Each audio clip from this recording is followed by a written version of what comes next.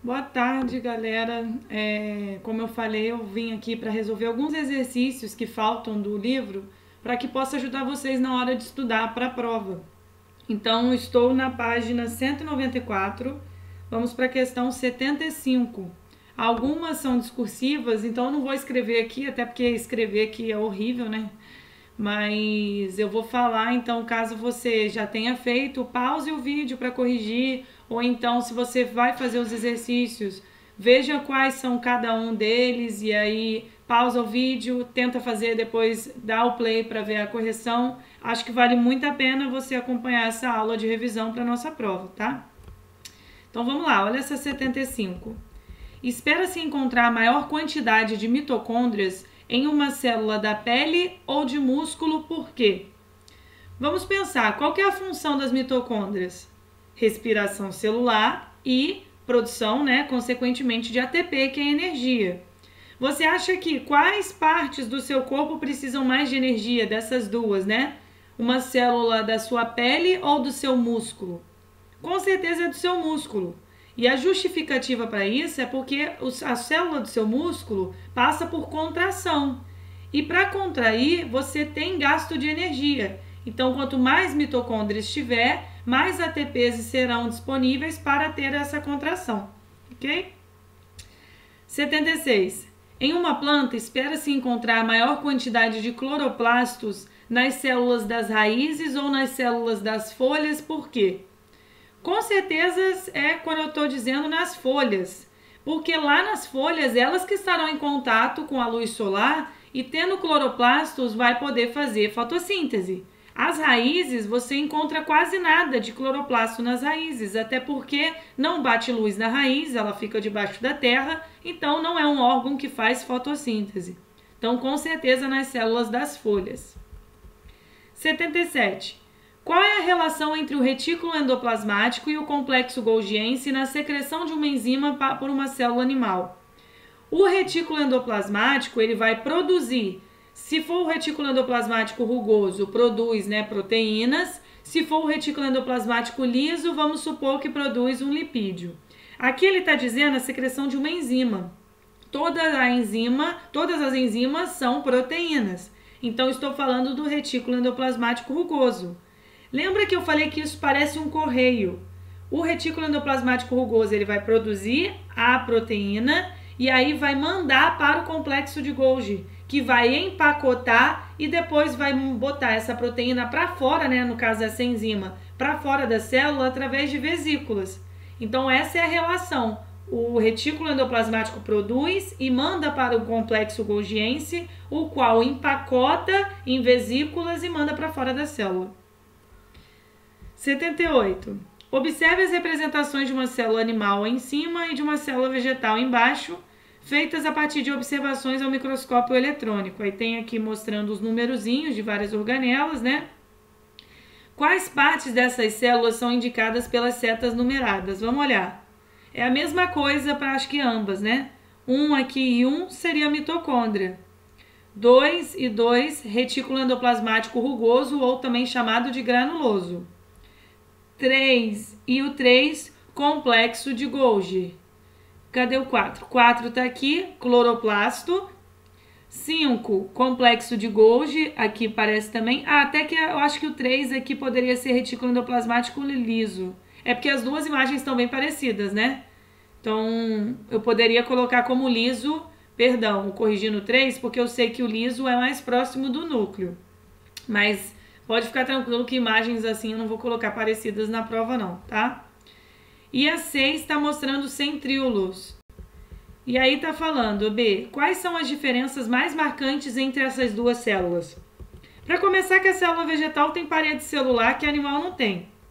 A célula vegetal tem cloroplasto, a animal não tem. A animal tem centríolo, a qual a célula vegetal também não tem. Então, essas seriam as grandes diferenças. Ah, e um detalhe. Tá vendo esse espaço aqui? É o vacúolo vegetal, A célula vegetal tem tipo uma bolsa, um espaço que armazena sais, cristais, água e tal, e a célula animal não tem. Então, essas seriam as diferenças entre as duas células. Agora, a gente vai para a página 85, 195, a questão 83, tá? Isso aqui, deixa eu só apagar, porque eu acho que eu já resolvi. Pronto. A imagem a seguir representa a estrutura molecular da membrana plasmática de uma célula animal. Ah, isso aqui é falando de membrana plasmática. Perdão, a gente já fez essa questão aqui, tá? Então não é essa aqui não. É 87, na verdade. Então vamos descer para 87, que está na próxima página, 196. Vamos ver 87. O acrossomo presente nos espermatozoides maduros é essencial para a fecundação. A formação do acrossomo ocorre a partir do peroxissomo, lisossomo, complexo de Golgi, centríolo, retículo endoplasmático. Acrossomo, gente, é aquele capuz que o espermatozoide tem, que tem várias enzimas ali dentro e ajudam ele a penetrar, né, passar por todas as camadas de célula até chegar ao ovócito e fecundar. Esse acrossomo ele foi formado no complexo de Golgi, tá? Tem muita questão que cai sobre isso. 88. No homem, o revestimento interno da traqueia apresenta células secretoras de muco que a lubrificam e a umedecem. A informação sobre a natureza secretora dessas células permite inferir que elas são especialmente ricas em estruturas citoplasmáticas do tipo... Vamos lá, essa célula, se ela secreta muito muco, ela tem um certo tipo de organela que manda para fora, né, que ajuda na secreção. Mas a organela que manda para fora, que, né, ajuda na secreção celular, ela não produziu o muco foi produzido em outro lugar. Então, assim, onde que a gente diz que produz algo que vai passar para uma outra organela para empacotar e mandar para fora? Retículo endoplasmático granular, que é o rugoso, e o aparelho de Golgi, que é o aparelho de Golgi que recebe o muco e secreta. Então, seria a letra B. 89. Numa célula animal, a sequência temporal da participação das organelas citoplasmáticas, desde a tomada do alimento até disponibilização de energia. Então, vamos ver. Quem é que vai pegar o alimento, né? Quando a gente fala daquela vesícula que é formada, a vesícula, tudo que é vesícula você lembra do complexo de Golgi, ele que forma vesículas. Então, quem vai pegar o alimento, que é no caso da fagocitose, forma o fagossomo, aquela vesícula é o do complexo golgiense. Aí, quando vai começar a quebrar o alimento, as enzimas que chegam lá são dos lisossomos e, por fim, a disponibilização de energia, mitocôndrias. Então, vamos supor que entrou aqui um alimento, foi por fagocitose, o lisossomo se juntou para digerir e depois aquela partícula já quebrada, ela vai entrar na mitocôndria para terminar a respiração celular e produção de ATP. Agora, 90. Analise a figura a seguir que esquematiza o processo de endocitose ocorrido nos linfócitos. Então, tem aqui um reconhecimento, né? O antígeno, 2, 3 e 4. A organela representada por 3 enzimas hidrolíticas, ou seja, que quebram, né, na presença de água, fazem a digestão parcial do material que sofreu endocitose.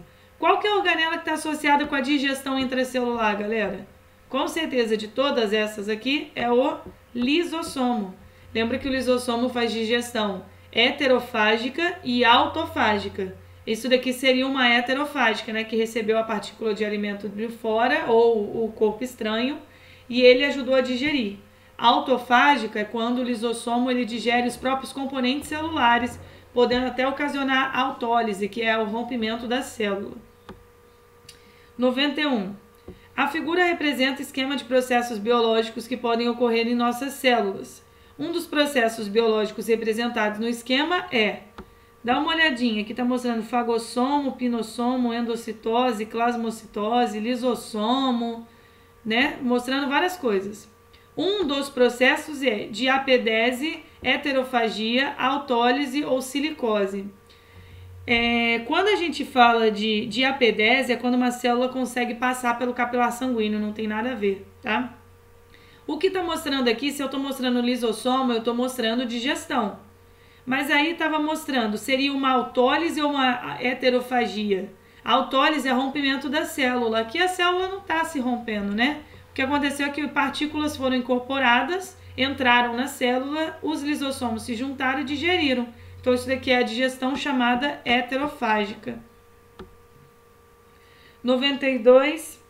De acordo com a hipótese endosimbionte, as células dos animais e plantas superiores se originaram de micro-organismos que entraram em simbiose obrigatória com seres unicelulares primitivos. Qual das seguintes organelas celulares tem sua origem baseada nessa hipótese? Isso daí, galera, quando eu falei da teoria da endossimbiose, a primária e a secundária. A primária é quando a célula incorpora a mitocôndria, que na verdade era uma bactéria, e aí se transformou numa organela chamada mitocôndria. E a endossimbiose secundária é quando incorpora um cloroplasto. Então, olhando todas as possibilidades aqui, você vê que é mitocôndria. 93. As leveduras, que é um tipo de fungo, né? Utilizadas para produzir álcool etílico a partir de caldo de cana rico em sacarose. Sacarose lembra que é um tipo de açúcar, carboidrato. Realizam um processo no qual a glicose é transformada em etanol. Esse processo é uma fermentação realizada nas mitocôndrias e gasta oxigênio. É uma fermentação realizada no citoplasma e gasta oxigênio. É uma fermentação realizada no citoplasma, não gasta oxigênio e, portanto, não libera gás carbônico. É uma fermentação realizada no citoplasma sem gasto de O2, mas com liberação de gás carbônico. É uma fermentação, um processo que não consome oxigênio, mas que se passa no interior das mitocôndrias. Pô, se você pegou a glicose, quebrou a glicose em ácido pirúvico e depois transformou isso em álcool, etanol, é a fermentação alcoólica. Lembra que na fermentação alcoólica, a fermentação no geral vai acontecer na ausência de oxigênio. E no caso da alcoólica ainda tem liberação de gás carbônico. Então seria a letra D, a correta. 94. Se o músculo da perna de uma rã for dissecado e mantido em uma solução isotônica, em recipiente hermeticamente fechado, o músculo é capaz de se contrair algumas vezes quando estimulado, mas logo deixa de responder aos estímulos. No entanto, se a solução for arejada, o músculo adquire a capacidade de se contrair quando é estimulado. A explicação para esse fenômeno é que o ar fornece gás, nitrogênio, oxigênio ou gás carbônico. Pensa assim, se a perna vai se contrair, você está tendo gasto de glicose, né? Para produzir ATP, então tem gasto de energia. Então você tem que produzir energia. Esse tipo de respiração celular acontece na presença... Ui, que sono! Na presença de oxigênio, tá? Então já seria a letra C ou a letra D. Aí tem C, necessária a oxidação da miosina e da actina, que são proteínas, né, musculares que se unem na contração. Ou D, necessário a respiração celular, da qual provém energia para a contração. Só para avisar, actina e miosina elas não oxidam, tá? Aqui seria a letra D. Então você precisa de energia para contrair, então tem que fornecer gás e oxigênio. Durante uma prova de maratona, o suprimento de oxigênio torna-se gradualmente insuficiente durante o exercício muscular intenso realizado por atletas. A liberação de energia pelas células musculares esqueléticas processa-se cada vez mais em condições relativas de anaerobiose. A anaerobiose é a ausência de oxigênio, tá? A partir da glicose. O principal produto acumulado nessas condições é, se eu falo músculo, tem um tipo de fermentação que acontece nos músculos, que é a fermentação qual, né? Tem a fermentação alcoólica, acética e a lática. Quando a gente fala de músculo, lembra que eu falei que quando o exercício é muito prolongado, o músculo ele pode fadigar rápido e doer? Principalmente por conta do ácido lático, tá? É a fermentação lática. 96. Repare bem, nós árvores, pela nossa busca ao sol, temos um desenho perfeito. Somos todinhas bem distribuídas para captar a vida na luz. A propriedade de captar a vida na luz que as plantas apresentam se deve à capacidade de utilizar a energia luminosa para a síntese de alimento. A organela 1, onde ocorre esse processo 2, contém um pigmento 3 capaz de captar a energia luminosa, que é posteriormente transformada em energia química. As indicações 1, 2 e 3 referem-se respectivamente a onde que pega a luz solar. A planta consegue fazer o processo por conta do cloroplasto, então seria já B, C ou E. Onde ocorre esse processo, né? A organela, cloroplasto. Onde ocorre esse processo? Qual o processo que é? Não é respiração, então já não é a C, então seria fotossíntese, né? Então B ou E. Que contém o pigmento citocromo ou clorofila? Com certeza é clorofila. Clorofila é o pigmento verde, né? Que ajuda na fotossíntese das plantas. Agora, deixa eu ver qual mais. 107. Página 98. 198, né?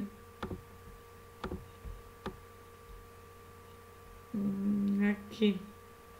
Uma questão do Enem. Muitos estudos de síntese de endereçamento de proteínas utilizam aminoácidos marcados radioativamente para acompanhar as proteínas, desde fases iniciais de sua produção até o destino final. Esses ensaios foram muito empregados para estudo e caracterização de células secretoras. Após esses ensaios de radioatividade, qual gráfico representa a evolução temporal da produção de proteínas e sua localização em uma célula secretora? Então vamos ver, onde que você vai ter produção de proteína? A síntese proteica acontece nos ribossomos. A maioria dos ribossomos estão aderidos ao retículo endoplasmático rugoso. Então uma proteína que foi produzida lá, ela vai passar depois para aquela parte do correio, né? Passa pelo complexo de Golgi para ser empacotada e poder sair na forma de vesículas, tá? Então, primeiro você veria uma radioatividade no retículo endoplasmático rugoso, para depois ser no complexo de Golgi, para depois ter nas vesículas de secreção. Então, essa questão você tinha que analisar o gráfico justamente isso. Onde que no primeiro momento tinha que ter mais no retículo endoplasmático, então não acontece. Aqui, ó, por exemplo, a letra C aqui poderia ser, no primeiro momento, mais no retículo endoplasmático, né, que é o rugoso. No segundo momento, ó, com 10 minutos, mais no complexo de Golgi e no terceiro momento nas vesículas de secreção, então seria a letra C. Esse gráfico você tem que entender o tempo, analisar o tempo individual de cada um e cada cor de coluna corresponde aqui a uma legenda. 108. Segundo a teoria evolutiva mais aceita hoje, as mitocôndrias, organelas celulares responsáveis pela produção de ATP em células eucariotas, assim como os cloroplastos, teriam sido originados de procariontes ancestrais que foram incorporados por células mais complexas. Uma característica da mitocôndria que sustenta essa teoria é capacidade de produzir moléculas de ATP, presença de parede celular semelhante à de procariontes, presença de membranas envolvendo e separando a matriz mitocondrial do citoplasma, capacidade de autoduplicação dada por DNA circular próprio semelhante ao bacteriano, presença de um sistema enzimático eficiente às reações químicas do metabolismo aeróbio. Lembra que coisas que mostram pra gente que a mitocôndria, ela provavelmente era uma bactéria que foi englobada. Dupla membrana, porque a membrana externa seria correspondente à célula que englobou ela e a interna dela mesma. Ter DNA próprios, ter capacidade de autoduplicação, ter seus próprios ribossomos, fazer sua própria síntese proteica, parecer com uma bactéria. Então, de todas essas aqui, o que mais se encaixa seria a letra D. Capacidade de autoduplicação, dada por DNA circular próprio, semelhante ao bacteriano. 109. Deixa eu ver se é só mais... É isso mesmo. Normalmente, as células do organismo humano realizam a respiração aeróbia, no qual o consumo de uma molécula de glicose gera 38 moléculas de ATPs. Contudo, em condições anaeróbicas, ou seja, na ausência do oxigênio, o consumo de uma molécula de glicose pelas células é capaz de gerar apenas 2 moléculas de ATP. Aí aqui está mostrando um gráfico, consumo de glicose, concentração de oxigênio. Aqui é um caso que tem pouquíssimo oxigênio, então olha como que é a concentração de glicose nessas 5 linhas. E com o passar do tempo, tá? Qual curva representa o perfil de consumo de glicose para a manutenção da homeostase de uma célula que inicialmente está em uma condição anaeróbica, ou seja, com pouco oxigênio, e é substituída a um aumento gradual na concentração de oxigênio. 1, 2, 3, 4 ou 5. Vamos ver, está aqui. Quando está desse jeito, vocês acham que o consumo de oxigênio é alto ou baixo? Ele é alto, porque a célula está fazendo fermentação. A fermentação, uma molécula de oxigênio só gera 2 ATPs. Então, para ter mais energia, gasta muita glicose. Uma molécula de glicose, tá? Falei errado. Gasta muita glicose para que você produza 2 ATP só no final. Então, tem que consumir muita glicose para ter energia suficiente. Com o passar do tempo e aumentando a concentração do oxigênio, você não precisa, né? A célula não precisa mais fazer fermentação. Ela já pode fazer respiração celular, a qual uma molécula de glicose produz 38 ATPs. Então, é bem mais do que a fermentação, né? Então, de todas essas, a linha 5, tá? Linha 5, ó, numa condição anaeróbica, muito consumo de oxigênio e vai aumentando a concentração do gás carbônico, vai diminuindo o consumo de glicose, né? Nossa, acho que eu falei oxigênio de novo, tá? Aqui é baixa concentração de oxigênio e com muita glicose para que você tenha uma produção de energia eficaz. Então, a letra aqui seria a letra E. E a 110, para finalizar. Há milhares de anos, o homem faz uso da biotecnologia para a produção de alimentos como pães, cervejas e vinhos. Na fabricação de pães, por exemplo, são usados fungos unicelulares, chamados de leveduras, que são comercializados como fermento biológico. Eles são usados para promover o crescimento da massa, deixando-a leve e macia.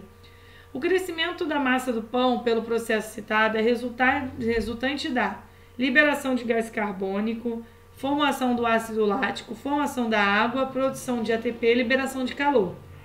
Vocês lembram? Ai, é difícil. Cansado. Vocês lembram o que a gente já falou sobre a fermentação? Fermentação alcoólica tem o produto final, álcool, e libera gás carbônico. E a massa do pão vai crescer porque esse gás carbônico ele vai tentar fugir para todos os lados e aí a massa acaba esticando. Então, é resultante da liberação de gás carbônico. Então, eram só esses exercícios que eu queria fazer com vocês mesmo. Caso vocês tenham alguma dúvida, me procurem antes da prova, tá? Então, um bom estudo para vocês.